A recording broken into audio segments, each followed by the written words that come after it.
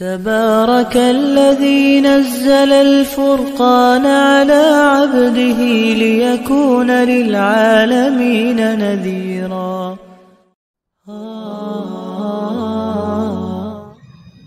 الحمد لله نحمده ونستعينه ونستغفره ونؤمن به ونتوكل عليه ونعوذ بالله من شرور أنفسنا ومن سيئات أعمالنا من يهده الله فلا مضل له ومن يضلله فلا هادي له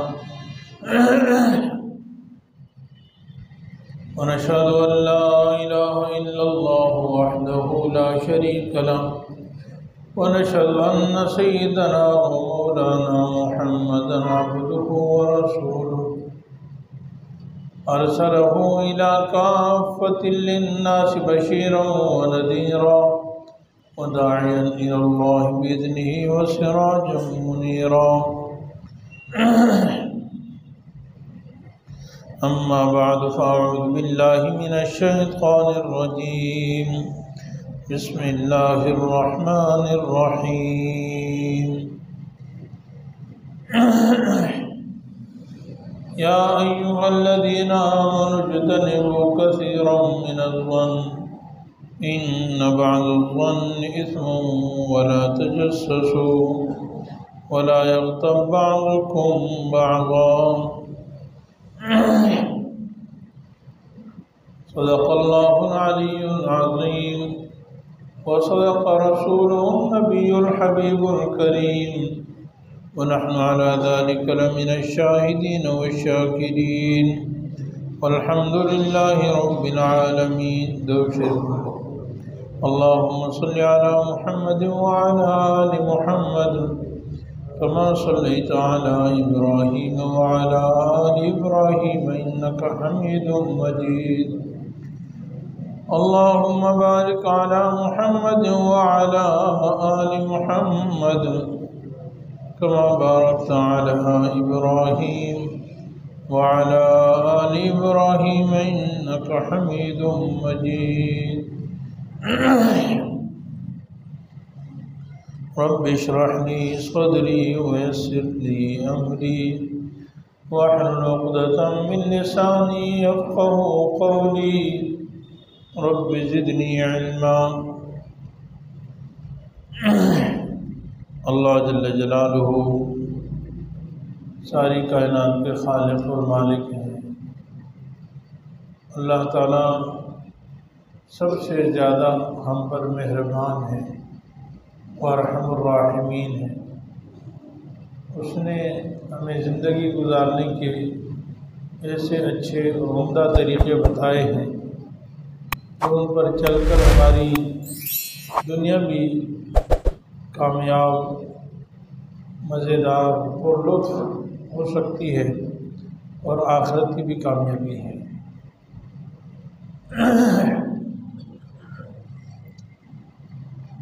بہت ساری ایسی خرابیاں ہمارے اندر پائی جاتی ہیں جس کی وجہ سے ہم معاشرتی طور پر بہت زیادہ دنیاوی اور اخروی نقصان اٹھاتے ہیں. اللہ تعالیٰ نے ان چیزوں سے ہمیں منع فرمایا ہے. ان برائیوں میں سے ایک بدگمانی کی برائی ہے.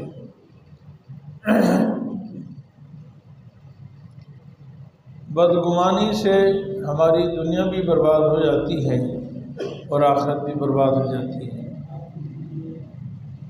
معاشرے میں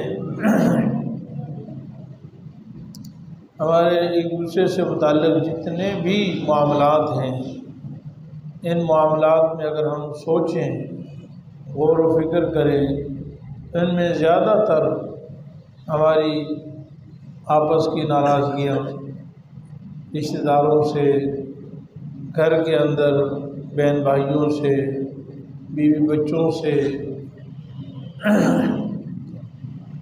اسی طرح عام معاشرے کے لوگوں سے کاروبار کے اندر ملازمت کے اندر دوسرے معاملات میں ہمارے جو ناراضگیاں ناچاقیاں بلکہ بہت سارے اور بھی گناہ ان کا سبب صرف ایک بدگمانی ہے، یعنی بدگمانی گویا کہ بہت سارے گناہوں کا بھی ذریعہ ہے، اور بدگمانی کی وجہ سے ہماری زندگی برباد ہو جاتی ہے، بدگمانی کی وجہ سے ہماری دنیا بھی برباد ہو جاتی ہے اور آخرت بھی برباد ہو جاتی ہے۔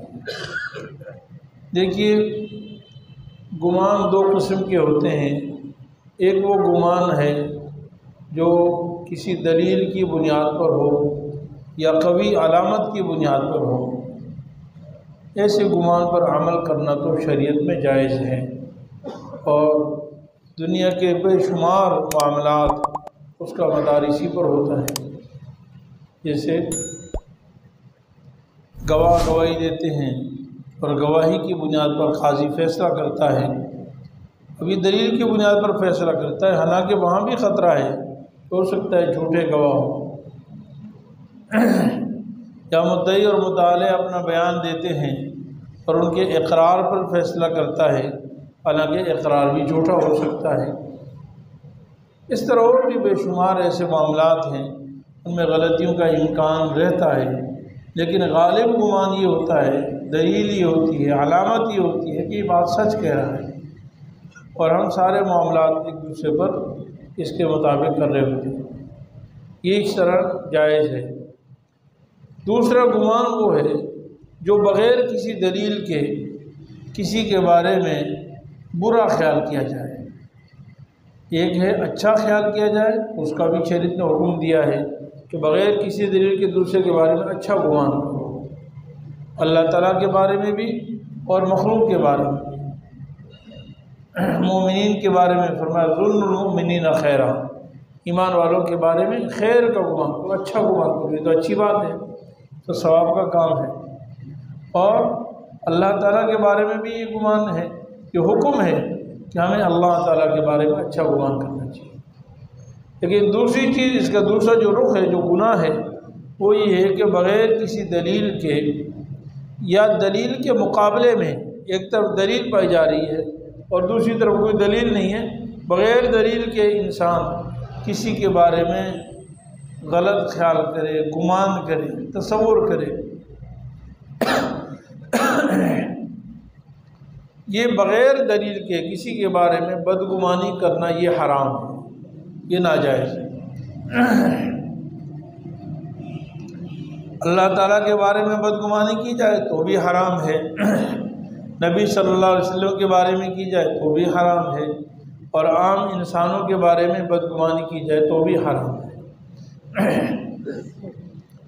اللہ تعالیٰ نے تو اپنے بارے میں ارشاد فرمایا کہ انا عند ظن عبدی بھی، میں بندے کے ساتھ ویسے معاملہ کرتا ہوں جیسا میرا بندہ میرے بارے میں گمان کرتا ہے۔ تو اگر ہم اللہ تعالیٰ کے ساتھ بدگمانی سوچیں گے کہ اللہ تعالیٰ میرے ساتھ اچھا نہیں کرتے، اللہ تعالیٰ میری دعا قبول نہیں فرماتے، اللہ تعالیٰ نے مجھے سکون نہیں دیا، اللہ تعالیٰ نے میرے اوپر نعوذ باللہ نعوذ باللہ نعوذ باللہ ظلم کیا ہے، کہ اللہ تعالیٰ مجھے عزت نہیں دیتے، تو اللہ تعالیٰ ویسے ہی معاملہ کریں گے، ہم ذلیل ہوتے رہیں گے۔ انا عند ظن عبدی بھی، میں اپنے بندے کے گمان کے پاس ہوتا ہوں، یعنی وہ جیسا مجھ سے گمان کرتا ہے ویسے معاملہ کرتا ہے۔ تو اللہ تعالیٰ سے بدگمانی یہ تو بدترین حرام ہے۔ پورا قرآن کریم اس سے بھرا پڑا ہے کہ اللہ تعالیٰ کے بارے میں اچھا گمان کرو، وہ تمہارا خالق ہے، وہ تمہارا مالک ہے، اس نے آسمان پیدا کیا، زمین پیدا کی، تمہیں پیدا کیا، تمہیں آنکھیں دی، تمہیں زبان دی، تمہیں ہونٹ دیے، تمہیں ناک دی، تمہیں ہاتھ دیے، تمہیں کھانا کھلایا، میوے دیے، پھل دیے، فروٹ دیے، رزق کی بے شمار نعمت۔ اللہ تعالیٰ بے شمار نعمتوں کا ذکر فرمانے کے بعد پھر آفاقی نعمتیں بھی اللہ بیان فرماتے ہیں، اور فرماتے ہیں کہ میرے بارے میں اچھا گمان کرو، میرے اوپر بھروسہ کرو، میرے اوپر اعتماد کرو۔ توکل، اعتماد، بھروسہ یہ بدگمانی کی ضد ہے۔ آدمی دوسرے پر بھروسہ تبھی کرتا ہے جب دوسرے کے بارے میں انسان کو یہ یقین ہوتا ہے کہ یہ میرا خیر خواہ ہے۔ یہ میرے بارے میں اچھا ہی سوچے گا، یہ مجھے نقصان نہیں پہنچائے گا، یہ مجھے ذلیل نہیں ہونے دے گا، یہ مجھے رسوا نہیں کرے گا۔ اللہ تعالیٰ پورے قرآن کریم میں جگہ جگہ فرماتے ہیں فَتَوَكَّلُوا عَلَيْهِ فَتَوَكَّلْ عَلَى اللَّهِ وَمَن يَتَوَكَّلْ عَلَى اللَّهِ فَهُوَ حَسْبُهُ۔ اللہ پر بھروسہ کرو، اللہ پر اعتماد کرو، جو اللہ پر بھروسہ کر لیتا ہے اللہ اس کے لیے کافی ہو جاتا ہے۔ اب ہم میں سے کتنے لوگوں کی بدگمانی ہوتی ہے اللہ تعالیٰ کے بارے میں، اور ہم سوچتے ہیں نہیں میری تو اللہ نہیں سنتا، میرے ساتھ اللہ ایسا نہیں کرتا، میرے ساتھ تو یہ نہیں کرے گا، یہ نہیں کرے گا، یہ نہیں کرے گا، ہم خود بدگمانی کرتے ہیں۔ تو اللہ تعالیٰ کے ساتھ بدگمانیاں تو بدترین گناہ ہے۔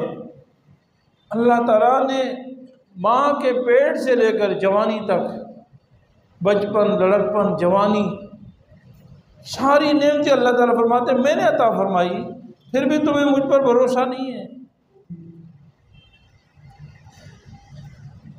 غریب سے غریب تر آدمی ہو، کمزور سے کمزور تر آدمی ہو، اگر وہ اللہ تعالیٰ کی نعمتیں سوچنا شروع کر دے تو کروڑوں نعمتیں اللہ تعالیٰ نے اس کے پاس ہیں۔ کتنے لوگ ہیں کہ اس کے پاس جو نعمتیں ہیں وہ کروڑوں روپے خرچ کر کے بھی وہ نعمتیں نہیں حاصل کر سکتے۔ اس کے بعد بینائی نہیں ہے، وہ کروڑوں کھربوں روپے خرچ کر کے بینائی نہیں حاصل کر سکتے۔ جس کے پاس قوت شنوائی نہیں ہے وہ کروڑوں روپے خرچ کر کے قوت شنوائی نہیں حاصل کر سکتا۔ جس کا دل کام نہیں کر رہا وہ اربوں روپے خرچ کر کے بھی اپنا دل صحیح نہیں کر سکتا، دل کام والا نہیں کر سکتا۔ جس کا دماغ خراب ہے، عقل خراب ہے، عقل صحیح نہیں ہے، پاگل اور مجنون ہے، وہ اربوں روپے خرچ کر کے بھی وہ اپنی عقل نہیں لا سکتا ہے۔ اللہ تعالیٰ نے کتنی نعمتیں عطا فرمائی ہیں، اور پھر بھی انسان دن رات صبح و شام اسی کا کھائے، اسی کا پہنے، اسی کی طاقت، اسی کی قدرت کے تحت رہے، اسی کی زمین پر چلے، اسی کی ہوا سے ہوا خوری کرے، اسی کا پیدا کیا ہوا پانی پیے، سب نعمتیں اسی کی، اور پھر اللہ پر بدگمانی، اللہ میرے ساتھ نہیں، اللہ اکبر، یہ سب سے بڑی بدگمانی ہے۔ رسول اللہ صلی اللہ علیہ وسلم کے بارے میں بدگمانی کرنا یہ بدترین گناہ ہے۔ رسول اللہ علیہ وسلم کے بارے میں کہ رسول اللہ علیہ وسلم نے جو شریعت کے احکام لائے ہیں نعوذ باللہ ان میں کوئی کمی ہے، ان میں کوئی نقص ہے، اس میں ہمارا فائدہ نہیں، آپ صلی اللہ علیہ وسلم نے یہ فلانا جو قانون بنایا اس سے نقصان ہے، ہم اس کی وجہ سے، یہ سنت کی وجہ سے، شریعت کے اس حکم کی وجہ سے ہم کہیں معاشرے میں نیچے چلے گئے، ذلیل ہو گئے، دب گئے، نقصان ہو گیا، یہ بدگمانی حرام ہے۔ اللہ اور اس کے رسول کے بارے میں اکثر بدگمانیاں تو وہ ہیں جو انسان کو اسلام سے خارج کر دیتی ہیں، کفر میں مبتلا کر دیتی ہیں، کافر بنا دیتی ہیں۔ قرآن کریم میں ام یخافون ان یحیف اللہ علیہم ورسولہ، کیا ان لوگوں کا یہ خیال ہے کہ اللہ اور اس کے رسول ان پر ظلم فرمائیں گے، ان کو ایسا کام کریں گے جو ظلم ہو؟ کسی کا بچہ فوت ہو گیا، آدمی کہتا ہے جی اللہ تعالیٰ نے یہ کیا کر دیا، فلاں ہو گیا، کیا کر دیا، نعوذ باللہ من ذالک، کاروبار سے نہیں چل رہا، نقصان ہو گیا، اور بہت ساری باتیں۔ تو اللہ تعالیٰ فرماتے ہیں کیا ایک مومن جو لا الہ الا اللہ محمد الرسول اللہ کلمہ بھی پڑھتا ہے وہ یہ گمان کر سکتا ہے کہ اللہ اور اس کے رسول اس پر ظلم کرے؟ نہیں، مومن نہیں گناہ کر سکتا، منافق کر سکتا ہے، منافق کر سکتا ہے۔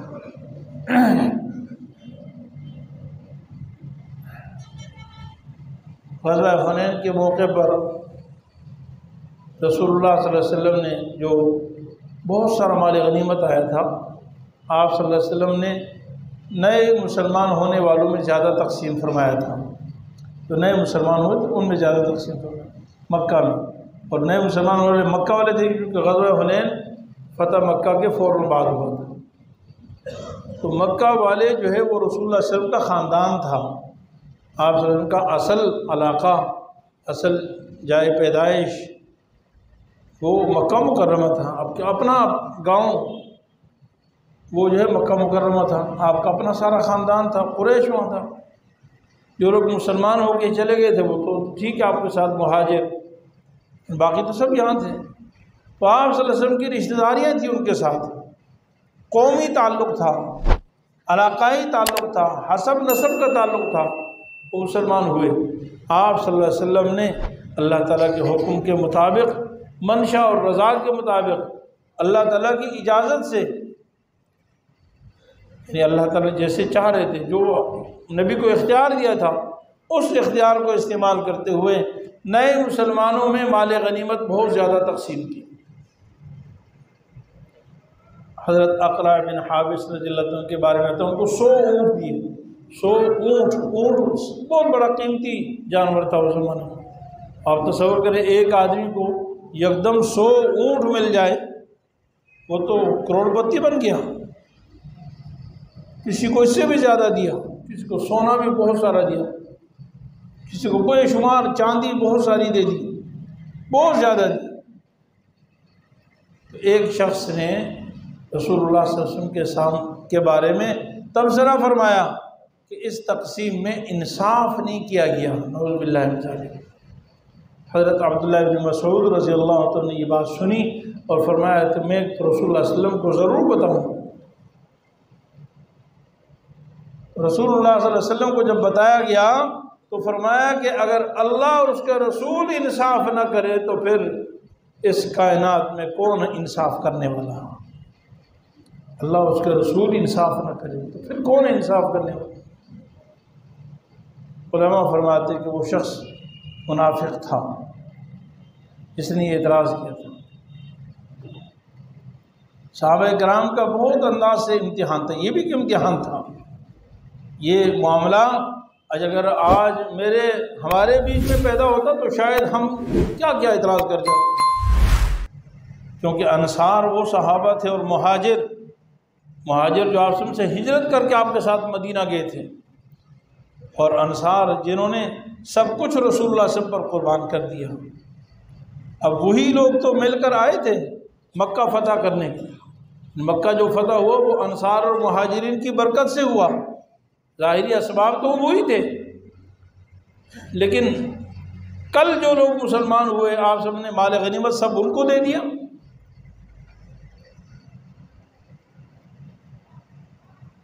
یہ بڑا ایک امتحان تھا کہ یعنی ساری قربانیاں تو ہماری، انصار اور مہاجرین کی، ساری زندگی ہم نے آپ کا ساتھ دیا، اور آج جب مال غنیمت آیا، پیسے آئے، دولت آئی تو آپ نے سب اپنے خاندان میں تقسیم کر دیا۔ اعوذ باللہ من ذالک، بہت بڑا اعتراض۔ لیکن سوائے منافقین کے کوئی اور کسی نے کوئی بات نہیں۔ آمنا وسلمنا صحابہ کا مزاج تھا۔ بہرحال اللہ کے بارے میں بدگمانی حرام، اور عام ایمان والوں کے بارے میں بھی بدگمانی حرام ہے۔ آج ہم اگر اپنے گھروں میں دیکھ لیں، معاشرے میں دیکھ لیں، اپنے معاملات میں، کاروبار میں وغیرہ، جہاں بھی جو ہمارے جھگڑے فساد ہیں، فرمایا کہ یہ بدگمانی کی وجہ سے ہے۔ اس لیے فرمایا اے ایمان والو تم بدگمانی سے بچو، اجتنبوا کثیرا من الظن ان بعض الظن اسم، اس لیے کہ بعض بدگمانیاں حرام ہیں، یعنی ہر گمان حرام نہیں ہے، بعض گمان جو ہے جو بدگمانی کہلاتی ہے۔ گمان مطلق لفظ ہے، پھر اچھا گمان، برا گمان، جو برا گمان ہے وہ حرام ہے، اچھا گمان وہ تو ثواب بھی ہے۔ اچھا، قرآن کریم میں اللہ رب العالمین بدگمانی کی مذمت اتنی بیان فرما رہے ہیں، فرماتے ہیں کہ جتنی انبیاء علیہ السلام نے دین کی دعوت دی ہے، اور سیدنا محمد مصطفیٰ صلی اللہ علیہ وسلم جو سب سے آخر میں آئے ہیں، ان کی قوموں نے جو اسلام قبول نہیں کیا وہ بھی صرف گمان کی وجہ سے ہے۔ یہ جو بدگمانی کا عمل، یہی گمان کہ نہ جانے ان کی کیا غرض ہے، یہ کیوں اس کی دعوت دے رہے ہیں، یہ کیوں کہہ رہے ہیں کہ لا الہ الا اللہ، اللہ تعالیٰ کے سوا کوئی معبود نہیں ہے، جیسے مکے والوں نے آپ صلی اللہ علیہ وسلم کے سامنے پیشکش کی۔ کسی نے کہا کہ آپ کو مال چاہیے تو ہم سب سے زیادہ مال آپ کو دے دیتے ہیں، آپ کو عورت چاہیے تو عرب کی سب سے حسین عورت آپ کے قدموں میں پیش کر دیتے ہیں. آپ کو حکومت چاہیے تو حکومت ہم آپ کے حوالے کر دیتے ہیں، لیکن لا الہ الا اللہ کا نعرہ چھوڑ دیجئے، دعوت و پیغام چھوڑ دیجئے. رسول اللہ صلی اللہ علیہ وسلم فرمایا تمہاری غلط فہمی ہے، تمہاری بدگمانی ہے کہ میں کسی لالچ میں آیا ہوں، میں کسی لالچ کی خاطر آیا ہوں، یہ بدگمانی ہے. اگر ایک ہاتھ میں سورج رکھ دیا جائے اور دوسرے ہاتھ میں چاند رکھ دیا جائے تب بھی رب کعبہ کی قسم میں اپنی دعوت کو نہیں چھوڑوں گا. تو اللہ کا نبی بن کر آیا ہوں، میں دنیا کی غرض سے نہیں آیا. لیکن غیر مسلموں نے، مشرکین نے، جتنے بھی مشرک ایمان نہیں لائے، اللہ تعالیٰ فرماتے ہیں یہ اپنے گمان، اٹکل پچو، اندازے، تجربے، مشاہدات کے پیچھے چل چل کر یہ گمراہ ہو گئے اور ایمان سے محروم ہو گئے. نبی کریم صلی اللہ علیہ وسلم کے معجزات بھی سامنے، دلائل بھی سامنے، قرآن بھی سامنے، آپ صلی اللہ علیہ وسلم کی زندگی سیرت بھی سامنے، پھر بھی یہ بدگمانیاں ہی کرتے رہے. مدینہ منورہ میں آئے منافقین آپ صلی اللہ علیہ وسلم کے بارے میں بدگمانی کر رہے. عبداللہ ابن ابی رئیس المنافقین، هم الذين يقولون لا تنفقوا على من عند رسول الله حتى ينفضوا. کہنے لگے کہ مکہ سے چند فقیر لوگ یہاں آئے ہیں، یہ بھوکے ہیں، جیسے کہا یہ ننگے بھوکے لوگ ہیں، فقیر لوگ ہیں، یہ ہماری کھجوریں کھانے یہاں آئے ہیں، تم کھجوریں مت لایا کرو. یہ سب لوگ بھاگ جائیں گے. رسول اللہ کے ارد گرد جو لوگ جمع رہتے ہیں نا، یہ کھانے پینے کے چکر میں غریب فقیر لوگ ہیں، ان کے پاس کھانے کو کچھ نہیں. تم کھجوریں لانا بند کر دو، ان کے چندے بند کر دو. رسول اللہ صلی اللہ علیہ وسلم کے پاس سے سب لوگ بھاگ گئے. یہ بدگمانی تھی. سورہ منافقین میں اللہ تعالیٰ نے منافقین کی بدگمانی کا ذکر فرمایا ہے، اور اللہ تعالیٰ نے جواب وَلِلَّهِ خَزَائِنُ السَّمَاوَاتِ وَالْأَرْضِ وَلَكِنَّ الْمُنَافِقِينَ لَا يَفْقَهُونَ. ارے آسمان و زمین کے خزانوں کا مالک تو اللہ ہے، وہ اپنے بندوں کو جب چاہے دے سکتا ہے. تو بدگمانی بہت بڑا گمان ہے. إِن يَتَّبِعُونَ إِلَّا الظَّنَّ، فرمایا إِنَّ الظَّنَّ لَا يُغْنِي مِنَ الْحَقِّ شَيْئًا. بدگمانی سے ایک ذرہ بھی فائدہ نہیں ہوتا ہے. نبی کریم صلی اللہ علیہ وسلم ایک جگہ فرمایا إِيَّاكُمْ وَالظَّنَّ فَإِنَّ الظَّنَّ أَكْذَبُ الْحَدِيثِ. ارے بدگمانیاں کرنے سے بچا کرو، بدگمانی کرنے سے بچا کرو، کیونکہ بدگمانی سب سے جھوٹی بات ہے. سب سے جھوٹی بات بدگمانی ہے. بس دوسرے کے بارے میں ایسی بدگمانی کر رہا، کوئی آپ سے ذرا زیادہ ملتا ہے تو بدگمانی شروع کر دی، اس کو کوئی مفاد ہے. کہ آپ سے زیادہ جو ہے آپ کی خدمت کرتا ہے تو بھی بدگمانی شروع کر دی. اولاد کے بارے میں، بہو کے بارے میں، بیوی کے بارے میں، نہ جانے کس کس کے بارے میں بدگمانی، اور سارے جھگڑے اس کے. فرمایا فَإِنَّ الظَّنَّ أَكْذَبَ الْحَدِيثِ، فرمایا سب سے جھوٹی بات جو ہے نا وہ بدگمانی ہے. اور پھر آپ نے فرمایا وَلَا تَجَسَّسُوا وَلَا تَحَسَّسُوا وَلَا تَبَاغَضُوا وَكُونُوا عِبَادَ اللَّهِ إِخْوَانًا. بدگمانی کیوں کرتا ہے انسان؟ دوسرے کی برائیاں، دوسرے کو ذلیل، دوسرے کو رسوا، دوسرے کو نیچے دکھانے کے لیے بدگمانیاں کرتا ہے. اور بدگمانیوں کی وجہ سے انسان خود بہت بڑی نیکیوں سے محروم ہو جاتا ہے، بہت بڑی نیکیوں سے محروم ہو جاتا ہے. اس لیے فرمایا جو چیزیں بدگمانی کی طرف لے جانے والی ہیں وہ بھی مت کرو. تو بدگمانی تو حرام ہے، جو چیزیں بدگمانی کا ذریعہ بنتی ہیں وہ بھی مت کرو. فرمایا وَلَا تَجَسَّسُوا، دوسروں کی برائیاں مت تلاش کرو، دوسروں کی برائیوں کی ٹو میں مت لگو. بھائی ایک آدمی دیکھو، اللہ تعالیٰ ستار ہے. اللہ تعالیٰ کی صفت میں سے ایک ہے صفت ستار. ستار مانا پردہ پوشی کرنے والا. اور اللہ تعالیٰ اس پہ فخر کرتے ہیں کہ میں ستار ہوں، میں ستار ہوں، یعنی گناہوں پہ پردہ ڈالتا ہوں. اور انسانوں کو بھی کہا کہ بھی پردہ ڈالو، جو کسی کے عیب پر پردہ ڈال دے گا اللہ تعالیٰ فرماتے ہیں میں اللہ رب العالمین کل قیامت کے دن اس کے عیوب پر پردہ ڈال دوں گا۔ اتنا بڑا ثواب ہے، تو اللہ تعالیٰ ستار ہے۔ اگر کوئی آدمی خفیہ طور پر گناہ گار بھی ہے، اندر سے اس میں اخلاص نہیں ہے، منافقت ہے، برائیاں ہیں، چوری ہے، کوئی اس میں غلطیاں ہیں، گناہ اس کے اندر پائے جاتے ہیں، تمہیں کیا ضرورت ہے اس کی برائیوں کو ظاہر کرنے کا؟ اللہ تعالیٰ تو کہتے ہیں جو نظر آ جائے اس پہ بھی پردہ ڈال لو، پردہ ڈال لو۔ اور ہم کیا کرتے ہیں؟ اس کی برائیوں کے ٹوہ میں لگتے ہیں کہ اس کی برائی نکالنی ہے، اس کا گناہ معلوم کرنا ہے، یہ فلاں معاملے میں کیا کرتا ہے، فلاں معاملے میں کیا کرتا ہے، اس کے گناہ دیکھو۔ یہ بدگمانی کا ذریعہ ہوتا ہے۔ تو فرمایا وَلَا تَحَسَّسُوا، تحسس کا ایک معنی تو یہی ہے کوئی بھی برا اعمال کی خفیہ چیزوں کی معلومات کرنا، خفیہ گفتگو، راز کی باتیں معلوم کرنا۔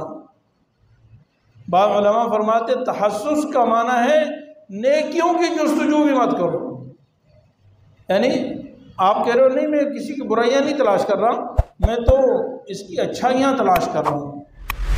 ایک تو ظاہری اعمال ہے، یہ آدمی نماز پڑھتا ہے، روزے رکھتا ہے، ظاہری اعمال ہے۔ ایک آدمی ٹو لگا کے بیٹھتا ہے کہ رات کو کتنی نماز پڑھتا ہے، اشراق پڑھتا ہے یا نہیں پڑھتا، فلاں کام کرتا ہے یا نہیں کرتا، اچھائیاں معلوم کرنا۔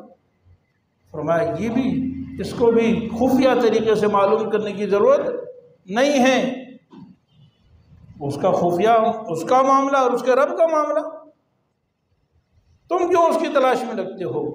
کیوں؟ اس لیے کہ بعض دفعہ اچھائی معلوم کرنے کے لیے جاسوسی کرنا، خفیہ طریقے سے معلومات کرنا، یہ بھی بدگمانی کا ذریعہ بن جاتی ہے، کیونکہ آدمی روزانہ تو نہیں معلومات کر سکتا نا۔ اب آپ نے کسی کے بارے میں دیکھا کہ میں دیکھتا ہوں کہ یہ اشراق پڑھتے ہیں یا نہیں پڑھتے، اب اس دن انہوں نے اشراق نہیں پڑھتی، ہو سکتا ہے ہمیشہ پڑھتے ہوں، اس دن نہیں پڑھی، اب آپ نے ہمیشہ کے لیے گمان کر لیا یہ تو کوئی اشراق نہیں پڑھتے۔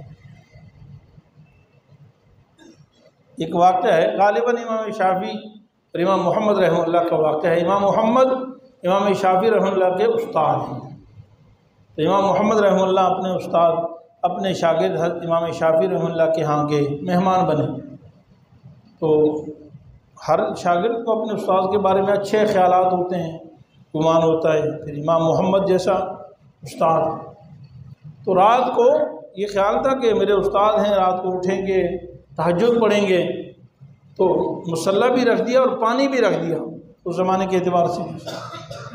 تو صبح امام محمد رحمۃ اللہ علیہ سو گئے، بستر بھی لگا دیا، صبح آئے تو دیکھا کہ امام محمد رحمۃ اللہ اسی طرح لیٹے ہوئے ہیں، اور پانی دیکھا تو پانی لوٹے میں اسی طرح بھرا ہوا ہے، اور مصلی بھی اسی طرح جیسے لپیٹ کے رکھا تھا ویسے ہی پڑا ہوا ہے۔ خاص طور پہ پانی پڑا ہوا ہے نا، وضو کے لیے کوئی اور پانی تو تھا نہیں، لوٹے سے وضو کرنا تھا۔ تو دل میں خیال یہ آیا کہ میرے استاد نے آج تہجد کی نماز نہیں پڑھی، اس لیے کہ لوٹا بھی اسی طرح ہے اور جا نماز بھی اسی طرح پڑا، پانی بھی پڑا ہوا ہے۔ بہرحال تھے تو شاگرد، اور پھر اتنے بڑے شاگرد تھے، امام تھے وقت کے، تو انہوں نے اپنے دل میں جو خیال آیا اس کے بارے میں پوچھ لیا اپنے استاد سے کہ حضرت آج تھکے ہوئے تھے، نماز آج تہجد نہیں پڑھی آپ نے؟ فرمایا نہیں بیٹے، آج میں پوری رات سویا ہی نہیں، میں تو سویا ہی نہیں، محمد کو نیند کیسے آ جائے جبکہ ساری دنیا سو رہی ہے۔